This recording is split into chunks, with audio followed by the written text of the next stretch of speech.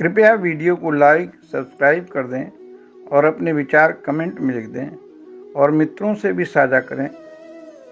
ओम श्री परमात्मने नमः। मित्रों नमस्कार, मैं हरिवंश पांडे आप सभी का गीता सत्संग चैनल पर स्वागत करता हूं।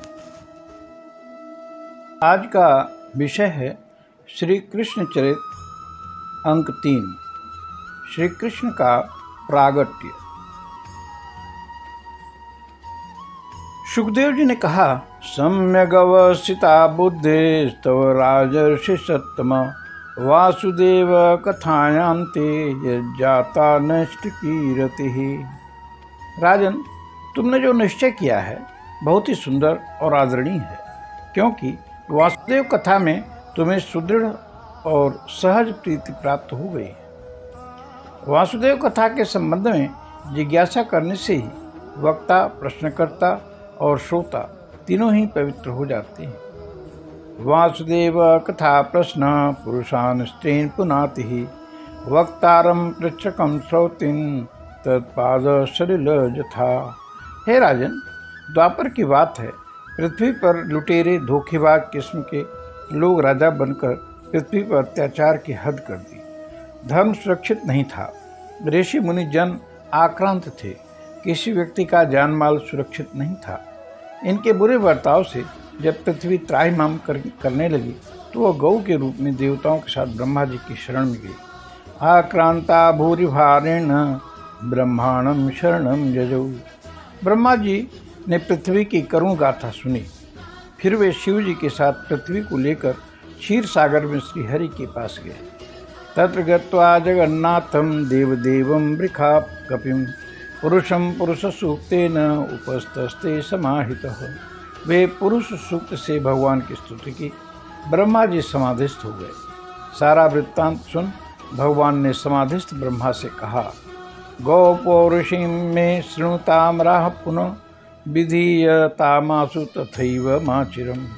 ब्रह्मा जी ने कहा, भगवान की वाणी मैंने सुनी है, उसे आप सभी सुने और फिर वैसा ही करें, विलंब न हो। जल्दी ही भगवान वसुदेव के पुत्र के रूप में धरती पर प्रकट होंगे। उनकी प्रियतमा की सेवा के लिए देव स्त्रियां ब्रज में जन्म लें। शेष जी भी उनके बड़े भ्राता के रूप में ब्रज में जन्मेंगे। सारे देवता भगवान की लीला में शामिल होने के लिए ब्रज गोपों के रूप में जन्म लें। ब्रह्मा जी ने देवताओं को आदेश देकर पृथ्वी की ढांढस बधाया और फिर अंतर्धान हो गए। यदुवंश के कुल में जन्मे सूरसेन मथुरा मंडल के राजा थे। मथुरा ही यदुवंशी नरपतियों की राजधानी हो गई थी। मथुरा के देवक की पुत्री देवकी का विवाह वसुदेव से हुआ। देवक पुत्री के लिए बहुत सारे मात्रा में दहेज दिया। जब स्वर्ण रथ से सवार हो देवकी जाने लगी, तब उग्रसेन पुत्र कंस, जो अपनी चचेरी बहन देवकी से अति प्रेम करता था, रथ को स्वयं हाँकने लगा। उसी समय आकाशवाणी हुई, कंस, जिस देवकी के रथ को तू हाँक रहा है, उसी के 8वें पुत्र से तुम्हारी मृत्यु निश्चित है। कंस इस आकाशवाणी को सुन हतप्रभ रह गया। कंस बड़ा पापी था, भोज वंश का तो मानो कलंक ही था। उसने झट अपनी तलवार निकाली और देवकी के केस पकड़कर रथ से उतार लिया। वह उसे मार ही डालता, तभी वसुदेव जी ने कहा, हे भोजवंश शिरोमणि, आपकी वीरता की कीर्ति दिग दिगांतरों में फैली है। नीति है कि वीर जन स्त्री पर हथियार नहीं चलाते। फिर यह तो आपकी बहन है, इसका अभी अभी विवाह हुआ है, यह निरपराध है। भला इसको मारकर आपको क्या मिलेगा? जो जन्म लेता है उसकी मृत्यु तो निश्चित है, और जो मरा उसका जन्म भी निश्चित है। एक तवानुजा बाला कृपणा पुत्र कोपमा। कंस, यह आपकी छोटी बहन है, बच्ची है, दीन है, कृपा की पात्रा है, तुम्हारी तो पुत्री जैसी है। हम तुम नारसी कल्याणी इमाम तुम दीन वत्सला। एक कल्याणी दीन है, आप दीन वत्सल हैं, भला इसे कैसे मार सकते हैं? इसके शरीर से तो अभी मंगल चिन्ह भी नहीं उतरे हैं। जब कंस मानने को तैयार नहीं हुआ, तब वसुदेव जी ने कहा, हे पराक्रमी वीर, आपको देवकी से तो कोई संकट नहीं, इसके पुत्र से है, तो मैं इसके पुत्रों को लाकर तुमको दे दूंगा। ऐसा सुन कंस ने देवकी को छोड़ दिया, क्योंकि वह जानता था कि वसुदेव कभी झूठ नहीं बोलते। बाद में उसने सोचा कि देवकी का हर पुत्र ही 8वां हो सकता है, अतः उसने देवकी को जेल में डाल दिया और एक एक कर सारे बच्चों को पत्थर पर पटक कर मार देता। 8वें गर्भ में स्वयं श्री हरि आए, तब देवकी की आभा देखने लायक थी, पर जेल में होने से उस आभा को ज़्यादा लोग देख नहीं पाए। गर्भ में जब श्री हरि आ गए, तब ब्रह्मा आदि सभी देवता जेल में आकर गर्भ स्तुति की। ब्रह्मा जी ने कहा, सत्यव्रतम सत्य परम त्रिसत्यम सत्यस्य योनिम निहितम च सत्य। हे प्रभु, आप सत्यव्रत हैं, सत्य ही आपकी प्राप्ति का श्रेष्ठ साधन है। आप त्रिकाल सत्य हैं, असत्य अवस्थाओं में भी आप सत्य हैं।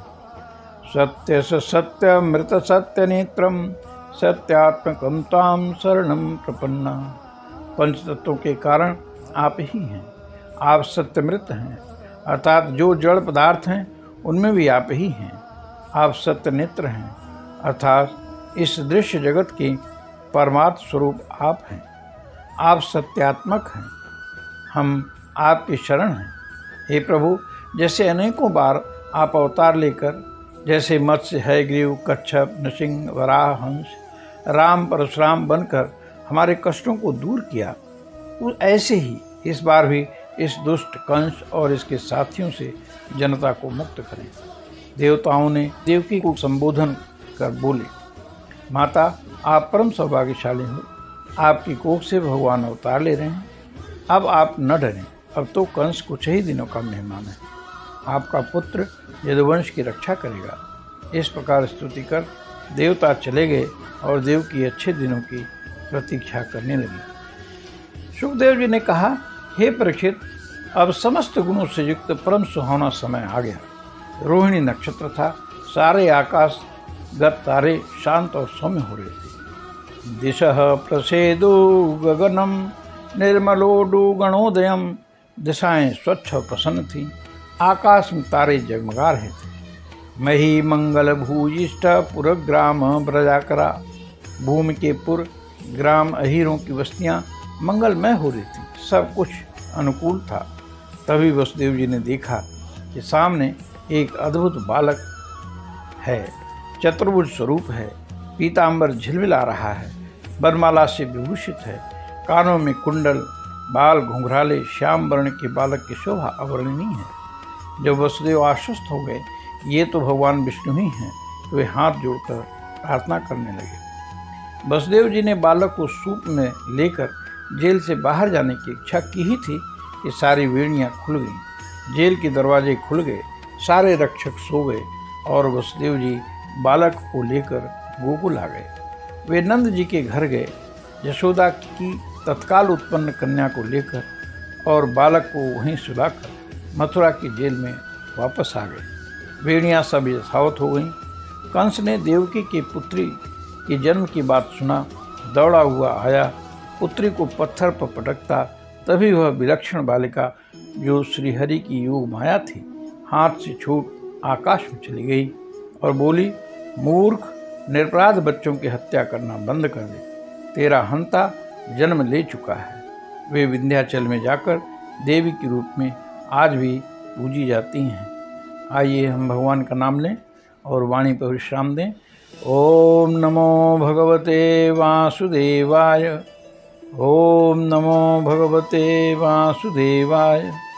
ओम नमो भगवते वासुदेवाय। कृपया वीडियो को लाइक, सब्सक्राइब कर दें और अपने विचार कमेंट में लिख दें और मित्रों से भी साझा करें, ताकि ये सद्विचार सभी भाई बहनों तक पहुंच जाए। नमस्कार।